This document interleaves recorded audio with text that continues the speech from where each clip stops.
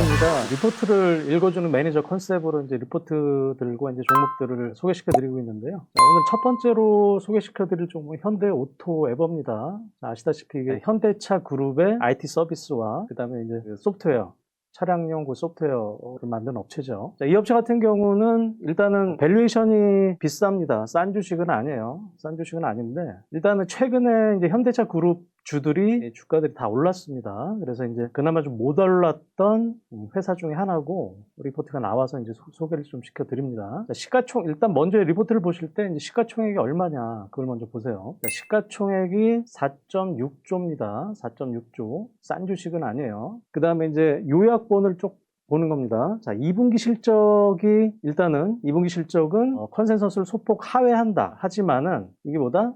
3분기 때 소급 적용이 되면서 하반기로 갈수록 좋아질 거다. 이런 내용이고요. 자, 두 번째로는 이제 그 미국 쪽의 소프트웨어 해킹 사건이라든가, 그 다음에 8월 8일 날 그 테슬라의 로보택시 행사가 이루어질 것입니다. 그러면은 그 전에 이제 국내에서 이제 만약에 8월 8일 전에 이 로보택시 관련주들로 묶일 수가 좀 있는 거고요. 그 다음에 현대기아차의 수익성이 이제 글로벌 2위인데 이 소프트웨어 기술이 좀 아쉽다. 그래서 이제 그룹 전체적으로 인프라와 소프트웨어 기술에 집중 투자하면서 고성장이 진행이 될 거다. 단기적인 어떤 주가 실적을 보는 게 아니고 큰 그림에서 이 현대차 그룹 내에서 이 회사를 집중적으로 이제 육성할 수밖에 없다. 그런 측면에서 보시면 좀 될 것 같습니다. 일단은 아까도 말했지만은 2분기 실적은 컨센서스를 소폭 하회한다. 하지만 그룹의 이제 투자와 전기차 공장, 그 다음에 스마트 팩토리, 소프트웨어 이런 것들 계속적으로 좋고요. 이 용역 서비스에 대한 단가 협상이 진행 중으로 3분기에 반영이 된다. 즉 소급 적용해서 3분기 때 좋아진다. 이런 뜻으로 보시면 될 것 같아요. 간략하게 실적을 보시면 이제 3조, 작년 3조에서 올해 3조 5천억, 그 다음에 4조 7천억 이렇게 쭉 매출이 증가하는 기업이기 때문에 어떤 단순 지금 어떤 밸류에이션이 비싸다는 측면보다는 조금 성장주 개념으로 쭉 보시면 될 것 같고요. 자, 영업이익도 이제 1,800억에서 2,400억, 2,800억, 3,400억 이렇게 늘어난 겁니다. 그래서 PER은 뭐 20배가 넘으니까 싼 주식은 아니다. 하지만 조금 롱텀하게 큰 그림에서 보자. 이렇게 접근하시면 될 것 같아요. 자, 일단은 매출이 크게 두 축입니다. SI랑 ITO는 어떤 기업의 이제 그룹 내 IT 서비스, 요게 큰 한 축이고요. 그 다음에 카 소프트웨어, 차량용 소프트웨어, 요게 큰 두 축입니다. 그래서 이제 이런 식으로 좀 보시면 될 것 같고, 자, 영업이익이 작년 1분기 때 310억, 올해 1분기 310억이니까 크게 증가를 안 했죠. 2분기도 작년 530억인데 540억이니까 크게 증가는 안 합니다. 다만 하반기부터는 이제 뭐다? 750억, 760억 이렇게 하반기의 방향성이 이렇게 좋아지는 겁니다. 자, 2분기 때 반영 안 됐던 게 3분기 때 소급 적용이 된다 그랬죠. 그래서 그 하반기 때 좋아지는 방향성을 좀 보고요. 자, 일단은 하여튼 이 회사의 큰 축은 뭐냐면은 소프트웨어. 이 소프트웨어, 차량용 소프트웨어는 계속적으로 발전할 수밖에 없는 거고요. 이거를 현대차 그룹 내에서 이제 이 회사가 독점적으로 처리를 한다라는 거고요. 특히 이제 테슬라 최근에 이제 주가가 거의 바닥 대비 한 2배 정도 오르고 있습니다. 어쨌든 간에 풀 셀프 드라이빙이죠. 완전 자율 주행. 그 다음에 로보택시.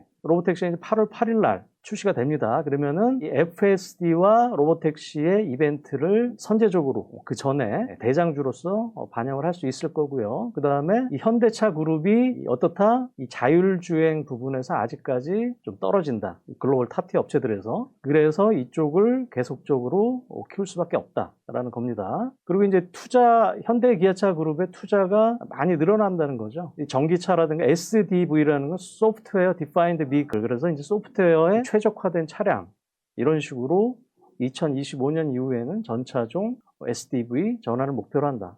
큰 그림에서는 이 현대오토에버가 이 수혜를 온전히 다 입을 수가 있는 겁니다. 자, 현대차는 10년간 110조를 투자한다. 그 중에 소프트웨어 상당히 큰 축을 차지하고 있고요. 기아도 138조 5년간 여기도 전동화라든가 SDV 비중이 중요하다는 겁니다. 이 현대차 그룹이 영업이익만 보면 도요타 다음으로 전 세계 2등입니다. 그만큼 수익성이 좋은 업체다. 이렇게 보시면 될 것 같고요. 아까 말했다시피 이 R&D 쪽, 전동화 이런 쪽으로 투자가 많이 늘어난다. 그래서 현대오토에버는 어찌됐든 간에 이 핵심 소프트웨어 회사로 성장을 한다는 겁니다. 그래서 이 42-라든가 모셔널 이런 것들이 이제 자율주행 쪽의 계열사인데 경쟁이 아니라 같이 발전을 한다는 거고요. 또 스마트 팩토리, 현대차 그룹 내에 스마트 팩토리가 늘어날수록 계속적으로 수혜를 입는다.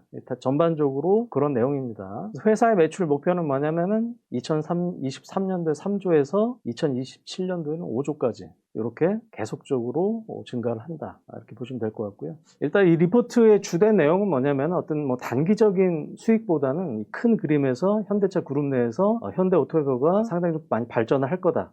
그렇게 될 것 같아요. 요약을 한번 해보겠습니다. 그래서 현대오토에버는 어떤 회사냐면은 크게 이제 IT 서비스와 그 다음에 이제 차량 소프트웨어 플랫폼이라 그랬죠. 그래서 현대차 그룹이 이제 IT 투자가 확대가 되면은 스마트 팩토리라든가 스마트 빌딩, 스마트 모빌리티 당연히 여기서 이제 수익성이 개선이 좀 된다라는 거고요. 그 다음에 자율주행과 전장 분야 국내 넘버원 소프트웨어 업체다라는 겁니다. 그래서 이제 8월 달에 당장 그 테슬라의 로보택시 출시가 모멘텀이 좀 될 것 같고요. 그 다음에 이것도 좀 중요한 건데요. 최근에 이제 현대차 그룹주들이 많이 올랐죠. 그리고 그동안 움직이지 않았던 현대 글로비스가 급등을 했습니다. 왜냐하면은 이 현대차 그룹의 이제 지배 구조에 있어서 이제 정의선 회장이 지분을 늘려야 되는데 정의선 회장이 그래도 지분을 많이 가진 회사 현대 글로비스와 현대 오토에버 두 개가 좀 많이 있어요. 그래서 현대 글로비스는 일단 급등을 많이 했었죠. 물론 뭐 정몽구 회장이 뭐 건강 이상설이 좀 돌고 했지만은 그래서 이 현대 오토에버도 이 정의선 회장이 7.3% 지분을 좀 보유하고 있는 중요한 회사다. 향후 지배구조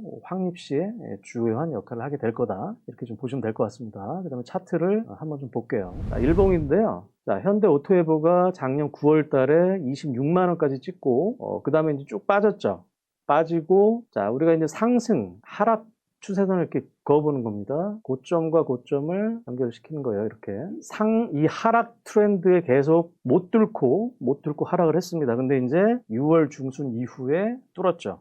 그러면은 이 하락 트렌드가 이제 상승 트렌드로 전환이 됐다는 거고요. 특히 이제 15만 원대에서 상당히 이제 바닥권을 많이 형성을 했죠. 차트적으로도 크게 무리가 없다라고 좀 보고 있고요. 그러면은 뭐 일단 기본적으로 우리가 1차적으로 한 20만 원 이상, 20만 원까지는 단기적으로 볼 수 있는 그런 자리가 될 것 같습니다.